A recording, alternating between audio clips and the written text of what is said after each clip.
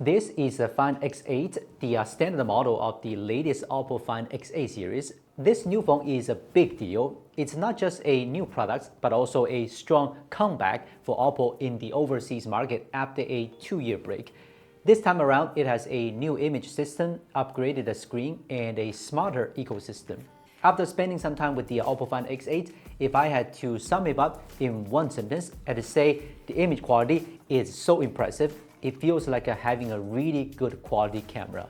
This time, the OPPO camera system comes with three 50-megapixel cameras, a main camera, an ultra-wide-angle lens, and a periscope telephoto lens. These three lenses forms a powerful camera system. But we can actually notice that the main camera of this gen is probably not as good as its predecessor because it went from ALYT A08 to ALYT 700. Is this true? What's the reason for this? Actually, the reason is very simple. It's still the lens. First of all, let's look at other mobile phones. In recent years, with the need to improve mobile phone photography, most mobile phones have inevitably increased the thickness of the lens module. Photography ability has indeed improved a lot, but there's a very obvious disadvantage that is really it makes the phone really uncomfortable to use. We can also compare the thickness of the camera module of the X8 with other phones. In my opinion, there's nothing wrong with giving up a little bit of specs for a better user experience. On the contrary, I was really surprised by the photos taken this time, especially when I turned on the portrait mode. Without thinking too much about the specific angle or pose, it still managed to take very good photos. The new gen of Hasselblad Professional Portrait Mode uses the new style engine added to OPPO's ultra-luminous image system to bring three native film styles, NC, CC, and NH. These styles simulate the colors of a classic film, giving us a diverse selection of image effects. The Find X8 series has a new softer portrait effect in portrait mode that can be used in combination with the film style mode. By changing the softer light mode, you can change the way to present the photos according to the relationship between the environment and the subject, giving the photo a more stylized look you want. Even a casual shot of the city street scene gives me a sense of the city's stories. The details of the clouds, the colors of the flowers are all perfect. Even if we use the standard mode when shooting, we can also add effect manually in post, and the effect is still the same. The only difference is that when editing photos in post, you can also manually adjust the percentage of filters to achieve different degrees of effect. In addition, we can also choose our favorite film style when taking light photos.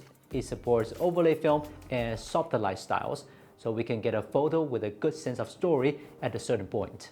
In addition, the OPPO Find X8 series introduces a Shadowless Capture mode, which achieves 100% shutter response speed. It supports up to 200 continuous shots, covering both photo mode and portrait mode. It allows us to capture the state of the moment when we are in motion or other dynamic scenes, so that the photo is not just a photo, but a vivid memory. Of course, there are more ways to play with this camera, such as the AI editor to remove reflections and enhance clarity, which can eliminate the facial glare and make the pictures clearer. This is just a small part of what this phone has to offer. There's more to look forward to, especially in terms of the feature.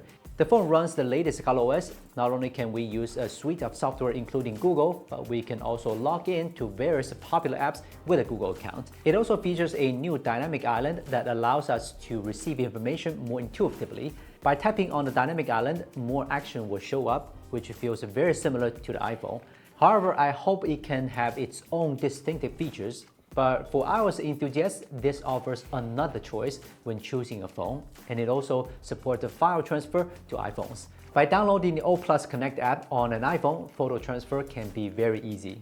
In addition to this, the AMOLED straight screen offers good clarity and smoothness when playing videos. Let's try it here.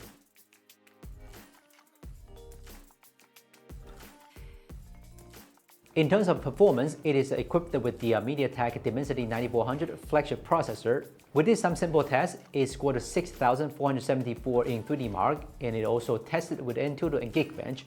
Overall, among many flagships, its performance is very strong, no matter for daily use or gaming. I feel like this phone has also made my life more convenient. For example, the button on the left side can change the phone in between silent, vibration, and ringtone modes. By long pressing the power button, I can summon the AI voice assistant Gemini. Turn on the music.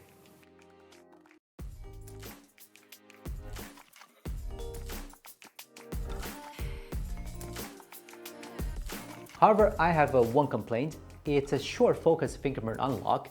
When unlocking the screen, the position is so low, so I can't reach it with one hand, which is inconvenient. Even if the unlock is very fast, it still feels like it is not as good as ultrasonic fingerprint unlock. In terms of battery life, it is equipped with a 5630 mAh high-density Glacier battery, providing long-lasting life. It supports 80-watt wireless fast charging, 50-watt wireless fast charging, and 10-watt reverse wireless charging. Personally, I feel that after a day of use, the remaining battery will not cause me any anxiety. So many people think OPPO is becoming more and more like Apple, and the opinions are mixed. However, I believe that despite the similarities, each phone has its own design philosophy and features. Innovation and imitation coexist, and more importantly, is the experience and price meet our expectations. So do you think this phone meets our expectations? Let us know in the comment section. That's all for this video. See you next time.